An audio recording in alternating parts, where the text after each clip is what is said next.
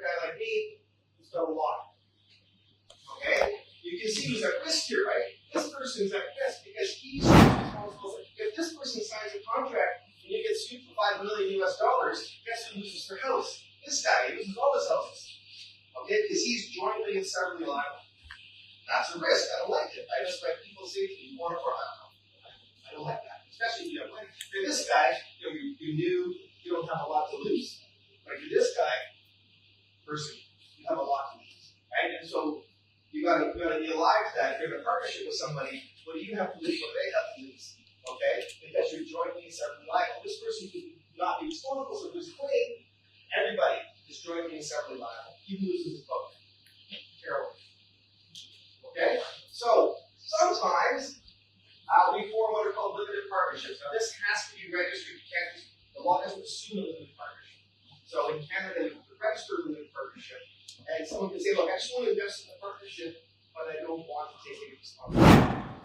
Okay, so that's another model, right? We register this and we form a limited partnership. So same scenario, and now we've got the same partners, they form a shipping company, but this partner C, the one with all the money, remember him?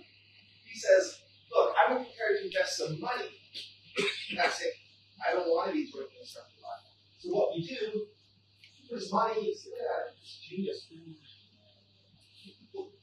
We put a dollar around him. Okay? Now he's protected.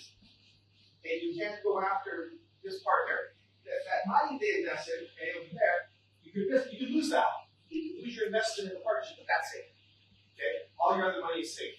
Your houses are safe, everything else is safe. Everything else is safe, but you could lose your investment in the partnership. That's the limit of your loss, right? So that's a model that can work.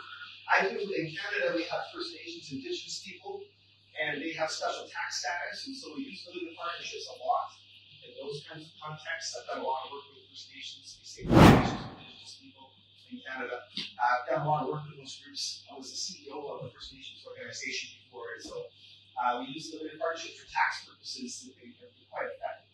And so we do use this model from time to time. The legal claim only goes after the general partners, not the limited partner.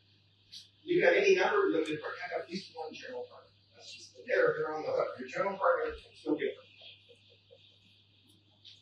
Now we have limited liability partnerships, and those are for professionals. I'm a lawyer by trade. I've been a lawyer for almost 37 years. I'm a King's Counsel. I've been around a long time. King's Counsel is just an honorary title. You get about 5% of lawyers. And so I've done a lot of work here.